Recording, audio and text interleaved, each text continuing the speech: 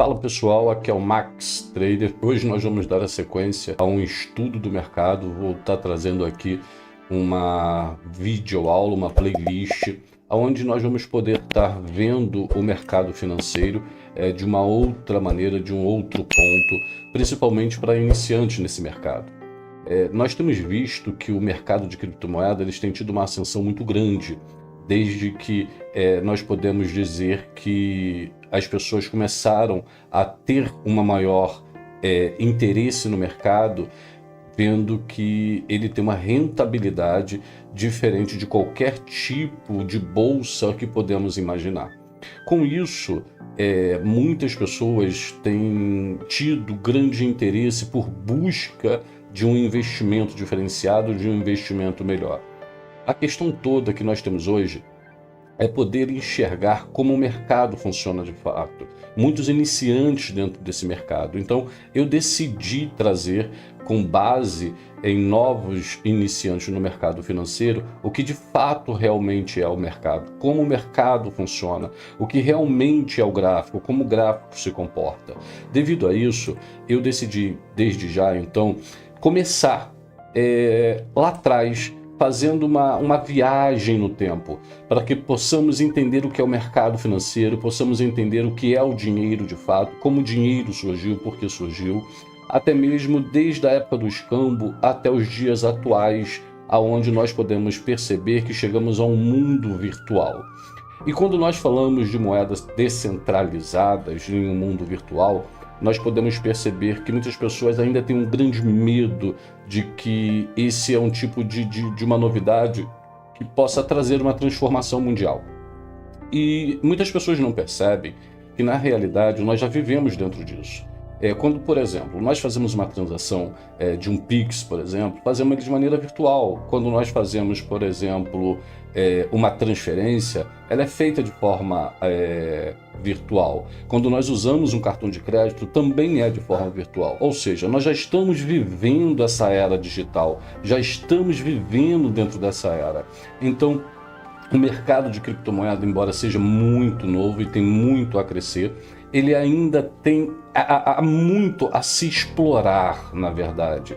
Então, com a ascensão da Bitcoin, rompendo topos históricos, eu decidi trazer para vocês essa viagem no tempo e, ao mesmo tempo, eu decidi mostrar para vocês o que realmente e o que fazer, como posicionar, como ler o gráfico. E, mediante isso, uma playlist que nós vamos estar deixando aqui para que vocês possam estar de uma forma mais prática e simples, podendo estudar de fato e de forma gratuita, 100% gratuita, com um mini curso que eu vou estar deixando aqui para vocês. Então, nós vamos começar nesse exato momento, olhando ao mercado financeiro e começando a perceber que eu coloquei aqui, que nós vamos começar a olhar dentro desse mercado, na verdade, uma introdução aqui sobre o que é o mercado financeiro. Então, quando nós olhamos essa questão, nós vamos ver que essa introdução ao mercado financeiro, ele já está presente no nosso dia a dia, mesmo que muitas das vezes nós não percebemos. Como eu falei na questão, quando nós fazemos um Pix, quando nós fazemos uma transferência, quando usamos o nosso cartão de crédito, nós estamos fazendo, na realidade, uma transação virtual. Então, ela nos permite fazer uma troca de bens, serviços, valores. Então, esse mercado ele é muito grande e ainda tem muito a crescer. Então, quando nós olhamos isso, nós começamos a fazer uma viagem no tempo. E essa viagem no tempo, ela vai nos colocar há muito tempo atrás no que era o escambo. O que era o escambo, na verdade? O escambo, na verdade, nada mais era do que a troca de bens e serviços.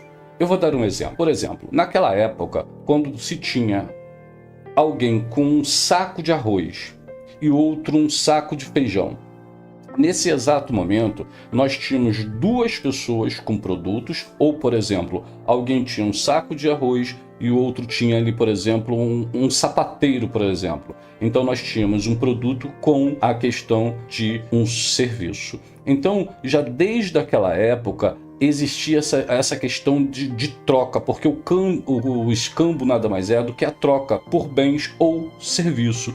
Então o problema disso é que quando as pessoas ela tinha, por exemplo, arroz, o outro feijão, o que precisasse, por exemplo, um aqui precisa de feijão e o outro precisa de arroz. Então eles trocavam entre si para que pudesse um ter aquilo que o outro faltava. Mas o problema do escambo na época era justamente a troca do serviço, porque muitas das vezes as pessoas não tinham interesse em determinado serviço. Por essa falta do interesse em determinado serviço, é que o escambo começou a ter que ter uma certa mudança ao longo da história para que pudesse se enquadrar, porque muitas das pessoas ele não tinha ali necessariamente determinado serviço, como por exemplo, se ninguém precisasse de sapato no momento, como faria? Então isso, ao longo da história, nós podemos perceber que o mundo foi evoluindo, até que surgiram, né, os metais preciosos, como prata, ouro, o que tinha um valor próprio, e a vantagem é que ela era aceita por todos, que podiam ser guardadas, né? O problema também, existia um grande problema, é que muitas pessoas estocavam os seus metais preciosos, como prata e ouro, e guardar ela em casa era algo muito complicado. Então assim, o ouro hoje é um dos metais mais valorosos que existe. Ele tem um valor muito incrível, muito acima do mercado. O ouro hoje, por que ele tem essa questão de ser um metal tão precioso, tão caro e uma coisa tão escassa no mundo? Porque a retirada dele ao longo dos anos foi acabando, e hoje para você conseguir tirar ouro da terra, você precisa fazer uma operação muito gigantesca. E o que temos hoje, talvez ainda para ser extraído do solo, talvez deva encher uma questão de 2 ou 1,5 piscinas olímpicas, é o que nós devemos ter hoje ainda no mundo. Então por isso ele se tornou um metal precioso, muito caro, muito valoroso. Então com isso, o que aconteceu? As pessoas, eles tinham, na verdade, a necessidade de pegar o ouro e trocar ou comprar por determinada coisa. Mas guardar o ouro era algo tão problemático naquela época que começou-se então a surgir o que nós temos como chamado papel moeda e moeda fiat. Para início de conversa, o que era o papel moeda? Papel moeda nada mais era do que os ourives da época. Os ourives da época, o que eles faziam? Eles cunhavam aquelas moedas, eles faziam pedras preciosas, colares na época, e os ourives da época, eles fizeram a seguinte coisa: como era tão complicado guardar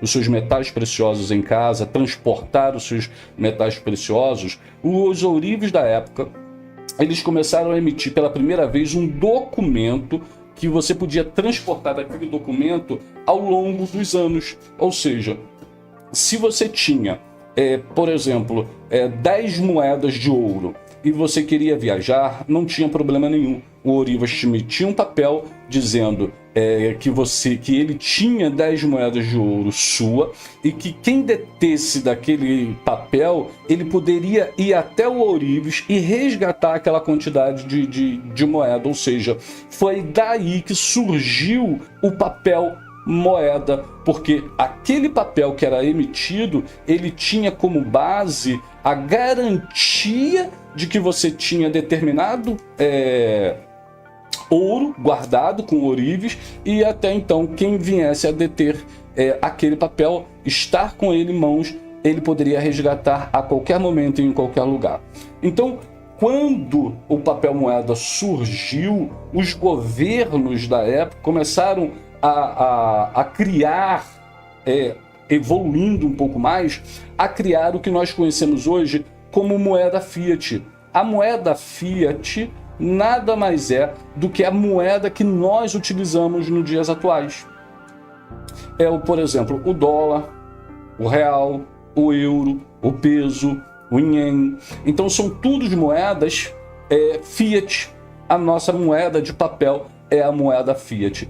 Então, como surgiu a nossa moeda fiat? A nossa moeda fiat, ela surgiu exatamente no momento em que os governos começaram a perceber a necessidade de uma criação da sua própria moeda. Por quê? Porque para se ter dinheiro naquela época, os governos tinham que fazer o quê? Eles tinham que, por exemplo, para cada dólar emitido, eles tinham que ter $1 em ouro. Então, para eles emitirem dólar, eles tinham que ter ouro. Então eles começaram a parar e pensar, calma aí, as pessoas têm que passar a ter confiança na nossa moeda. Eles têm que passarem a ter confiança no nosso governo. Então, quando eles começaram a fazer isso, os governos começaram a emitir o seu próprio papel moeda, inicialmente como uma forma de recibo ou de depósito em ouro. Então, a moeda fiat, como o real, o dólar, o ouro, começou a ter um valor intrínseco, né? Então, ele começou a buscar o seu valor de forma própria. Então, a partir daí, o dólar, ele tinha o seu lastro no ouro. Então, todas as moedas, como o real, eles eram lastreados no ouro. Com essa mudança, os governos começaram, a partir de então, de uma forma não obrigatória, mas talvez impositiva, eles começaram a dizer que o povo teria que ter confiança em seus governos. Daí, então, acabou-se essa história de ter a sua própria moeda lastreada no ouro, porque para cada moeda emitida, a pessoa tinha que ter uma determinada quantidade de ouro. Daí se mudou-se para a moeda fiat, o dinheiro que nós temos aos dias atuais. Então, com isso, começamos então a dar o início do que foi a comercialização das bolsas de valores mundiais. As bolsas de valores começaram a comercializar com uma maior liberdade depois que não tínhamos mais esse lastro no ouro, que foi ali pela questão dos anos 90, que acabou-se de fato com o lastro da moeda fiat em ouro, foi que nós viemos a ter a questão do gráfico do candlestick, né? Então, o que é, na verdade, né, a origem dos candlestick? Na verdade, o gráfico de candlestick nada mais é do que são velas, né? Nada mais é do que coisas, ou melhor, do que um gráfico, né, que ele pode ser representado a depender como linhas, como um candle Nash ou como um candle como o qual nós conhecemos hoje. O candle, o gráfico que nós conhecemos hoje, ele surgiu no Japão. Ele veio surgir no Japão ali durante o século XVIII e criado por Romain Moneisha, foi quem criou isso. O que ele fez naquela época? Ele tinha em cada vilarejo uma pessoa passando uma certa informação para ele de quanto custava isso, quanto custava um saco de arroz, por exemplo, em determinado vilarejo. Com isso, ele montou um gráfico onde ele conseguia determinar o preço do arroz em determinado vilarejo, em determinado local. Então era um instrumento muito utilizado pelos comerciantes de arroz em Osaka, no Japão. A sua função principal era de fornecer uma representação visual e intuitiva do que realmente estava acontecendo em todos os vilarejos, para que o humano ele conseguisse de uma forma mais precisa monitorar o preço do arroz. Então ele sabia o momento exato em que um determinado vilarejo o arroz estava mais caro e em outro vilarejo mais barato. Então ele se beneficiava disso para que ele pudesse comprar mais barato e depois vender ele mais alto. Isso nós vamos aprender quando nós estivermos estudando mais um pouco sobre gráfico.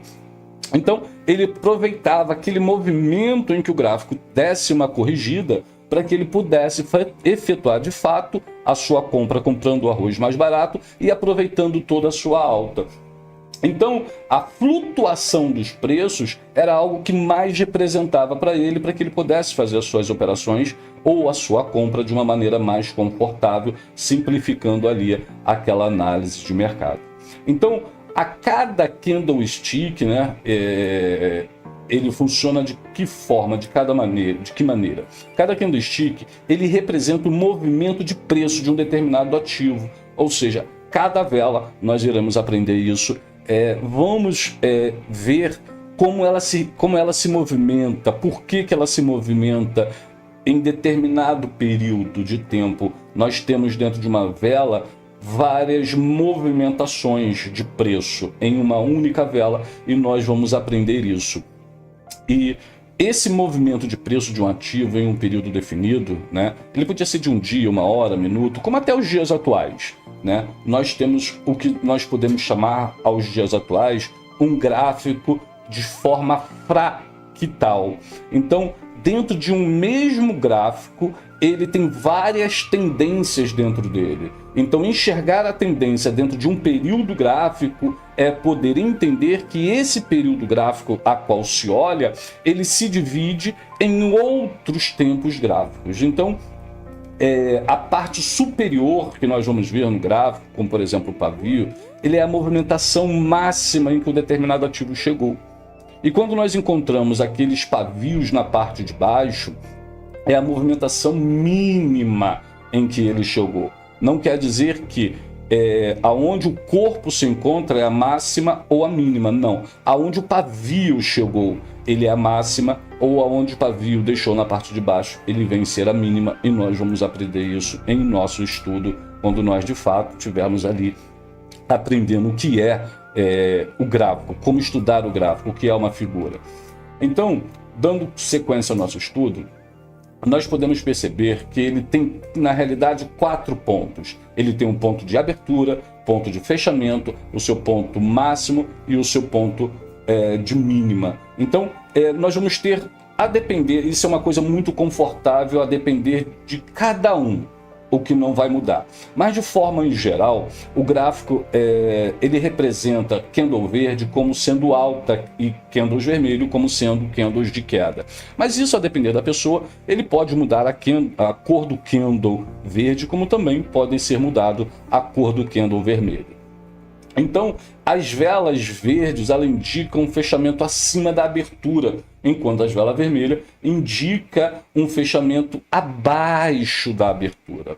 Então, qual é a vantagem de nós usarmos o candlestick? Qual é a vantagem? O que nos beneficia? Os gráficos de candlestick oferecem uma visualização concisa e eficiente das oscilações do preço, permitindo identificar determinados padrões. Então, o que acontece? O gráfico, quando ele nos permite identificar determinados padrões, ele está nos mostrando o que poderá ou eventualmente acontecer dentro do mercado, como alguns determinados padrões, como por exemplo, um oco, um okoi, uma bandeira, um canal de alto, de baixo, um triângulo ascendente, descendente, um triângulo simétrico. São figuras gráficas que nos mostram reversões de tendência, nos mostram direções, como também, por exemplo, nós vamos poder passar e perceber o que é um suporte de fato, uma resistência de fato, e como marcar ela de fato, como identificar de fato o que é ali o suporte ou uma resistência. Então, nós vamos conseguir entender e marcar com precisão o que é e de maneira correta esse suporte e resistência, porque eu sempre digo que gráfico é gráfico, não importa o lugar que você esteja operando, mas o que importa no gráfico, muitas das vezes, é que ele não se comporta em determinados locais como se deveria, por exemplo, em opções binárias. Opções binárias, por exemplo, em OTC, é gráfico de corretora, e ele não se comporta como muitas das vezes ele deveria se comportar em um mercado tradicional, em um mercado aberto. E lembrando que o mercado de cripto não é como um mercado tradicional, ele é um mercado descentralizado, ou seja, ele não está na mão do governo. Essa é toda a diferença. Então, ele pode nos mostrar uma figura como um martelo, um engolfo, que são tudo figuras representadas por candlestick que nos mostram que o gráfico ele pode reverter tanto para uma tendência de baixa quanto para uma tendência de alta. A sua clareza nos torna acessível a todos os níveis de experiência, sendo uma ferramenta essencial à nossa análise técnica nos dias modernos, nos dias atuais. Então essa análise técnica, ela faz toda a diferença, principalmente para quem está iniciando hoje no mercado. E é justamente para essas pessoas que eu decidi trazer isso, que ela serve não só para iniciante, mas para todo tipo de pessoa que está no mercado. É poder tentar entender a origem de tudo, como tudo começou, né? Desde quando há o escambo até as criptomoedas, onde nós vamos elevar o nosso estudo, passando ali pelas questões gráficas. Então, o que aconteceu? Como as criptomoedas surgiram? Lá em 2008, nós passávamos por uma crise mundial no setor imobiliário. Então essa crise que nós passávamos, ela começou a afetar basicamente todo mundo. E em especial, houve um banco chamado Lehman Brothers. Esse banco quebrou em 2008. A quebra do Lehman Brothers foi algo tão terrível, em que muitos milionários ficaram pobres literalmente da noite por dia. Ou seja, o governo ele poderia ter salvado o banco Lehman Brothers. Por quê? Porque o banco ele tinha um compromisso, o governo tinha um compromisso não apenas com o banco, mas ele tinha um compromisso com as pessoas, com os clientes daquele banco. Então, o governo americano ele tinha apenas duas alternativas. A primeira era imprimir mais dinheiro. Com a impressão de mais dinheiro, ele teria que elevar a taxa de juro do mercado. A segunda era ele não emprestar dinheiro nenhum para o banco, deixando o banco ir à falência. Com isso, as pessoas que detinham dinheiro dentro daquele banco perderiam todo o seu dinheiro. O governo americano preferiu não imprimir mais dinheiro para emprestar ao banco Lehman Brothers e assim saldar a sua dívida, que era uma dívida monstruosa, uma dívida gigantesca, e ele preferiu, então, deixar o banco quebrar e não emprestar dinheiro. Então, o banco ele estava fortemente exposto nesse setor imobiliário, que entrou em crise devido ao excesso de empréstimos de alto risco. Por quê? Porque o banco atualmente, e já desde a época, o que ele faz? Ele pega o nosso dinheiro, o banco sim, ele é obrigado a deter dentro das suas instituições 5% do que ele deveria ter, porque se todo mundo hoje for ao banco, nós não encontraremos dinheiro suficiente no banco para que todos possam resgatar o seu dinheiro, porque o banco trabalha com o nosso dinheiro. Então eles pegam o nosso dinheiro, emprestam esse dinheiro a juro com determinado risco, é óbvio, e essas pessoas pagam ao banco.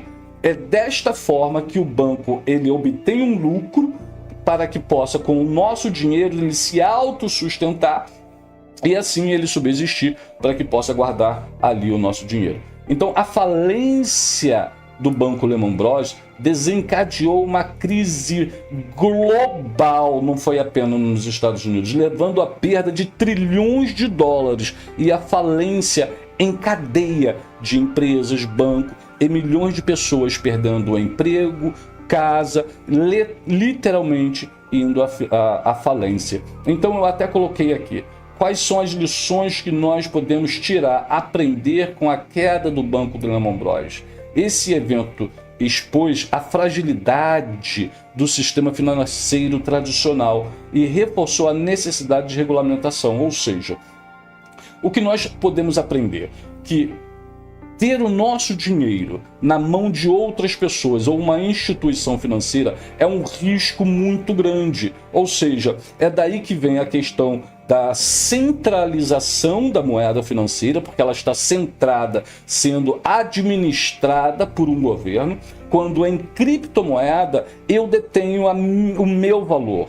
Eu detenho o meu dinheiro, além de facilitar a transação, além de eu poder, de uma forma mais prática, sem ter um intermediário no meio, eu poder fazer uma transferência direta, seja ela internacional ou nacional.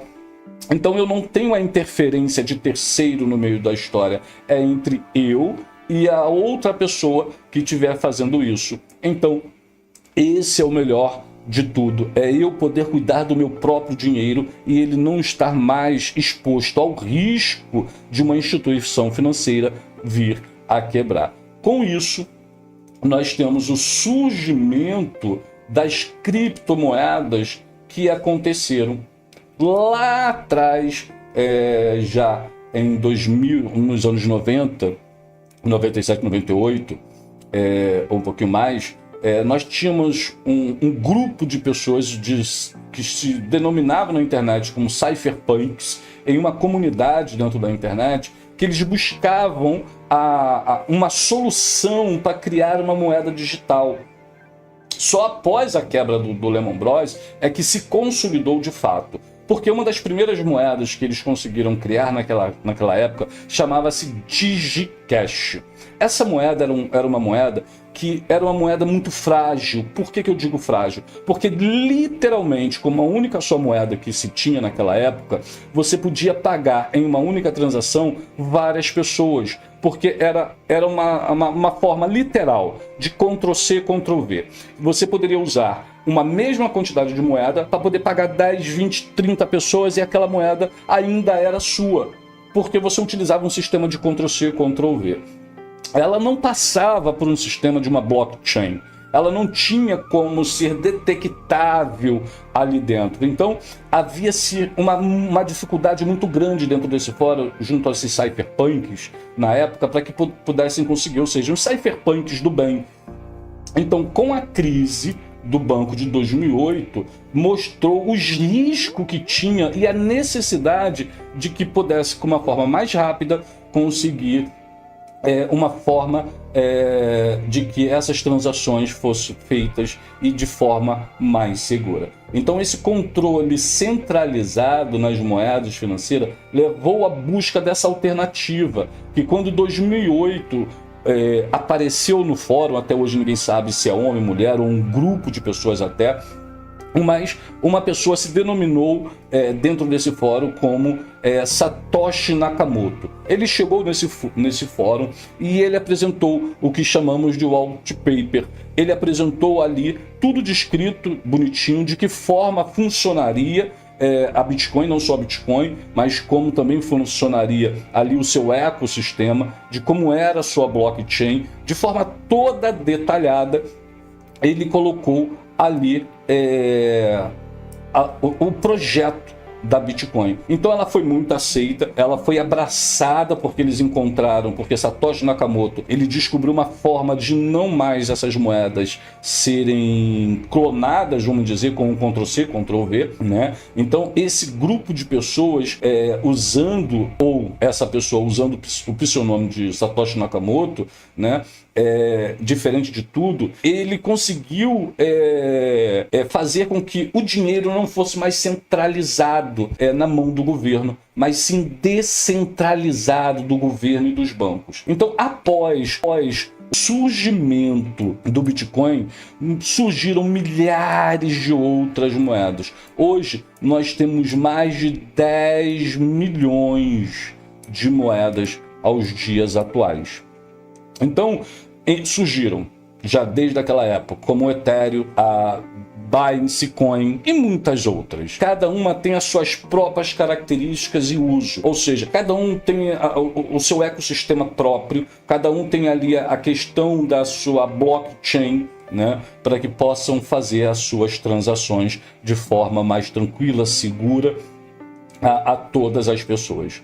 Então, nós vamos ter ali a questão agora de tentar entender como essas criptomoedas são usadas, né, nos dias de hoje. Então, nos dias de hoje, nós podemos ter ela sendo usada como uma forma de pagamento, por exemplo. Há países no mundo afora que aceitam criptomoedas. Literalmente, existem bancos 24 horas, onde você faz ali uma transação, né, como se fosse 24 horas normal, e você só diz o quanto você quer sacar, transformar. Então, você faz uma transferência automática por um QR Code e resgata naquela própria máquina a moeda fiat daquele país que você estiver, de uma forma bem tranquila, com taxas muito, muito bem acessíveis. Então, em muitos lugares já é disponível pagar conta, comprar produtos e até investir em criptomoeda.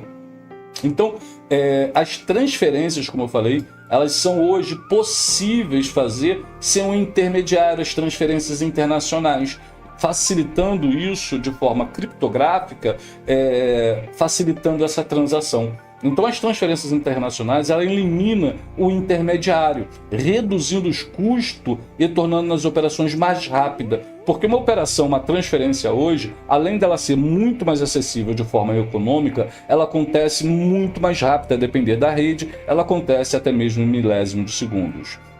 Então, há redes hoje em dia, como por exemplo a rede da Solana, ela é uma rede que ela faz a sua operação com muito mais facilidade, muito mais rápido, e o seu custo é de forma literal cents de dólar, não chega sequer a $1. Então, há também aquela questão da possibilidade dos investimentos já feito em própria criptomoeda. Muitas pessoas veem as criptomoedas como uma forma de investimento, esperando que seus valores aumentem ao longo do tempo. É como se fosse uma ação de uma determinada empresa. A diferença é que pode a empresa quebrar, falir, que você não perde o seu dinheiro. Agora, a criptomoeda, mesmo que ela se desvalorize, você continua tendo ela. Ela é um tipo de investimento do qual, além do governo não ter controle, você tem ali, de fato, a moeda. Não ações de uma empresa, onde você precisa de que existe um determinado projeto, você precisa de que a empresa ela invista em determinadas coisas para que ela possa crescer. O exemplo disso foi a crise da Vale, por exemplo. Com a crise da Vale, ela teve uma desvalorização muito grande, como, por exemplo, a Petrobras, que também teve uma crise e levou abaixo muito, mas muito do seu preço, do que valia na época. Ao contrário, as criptomoedas, elas desvalorizam de uma forma normal, né? Porque todo movimento gráfico, ele precisa esfriar o seu preço. É como se o preço tivesse que dar uma estacionada para que ele pudesse depois retomar a sua caminhada. É como se fosse isso. Então, o que nós podemos aprender com essa pequena aula de hoje? De que o mercado financeiro ele evoluiu muito ao longo da história, desde o escambo até os dias atuais, que é a criptomoeda, passando por marcos históricos, como a criação do papel moeda, né? Com a criação do candlestick, com o evento do que aconteceu da queda do banco do Lehman Brothers, né? Então as criptomoedas representam uma nova fase histórica.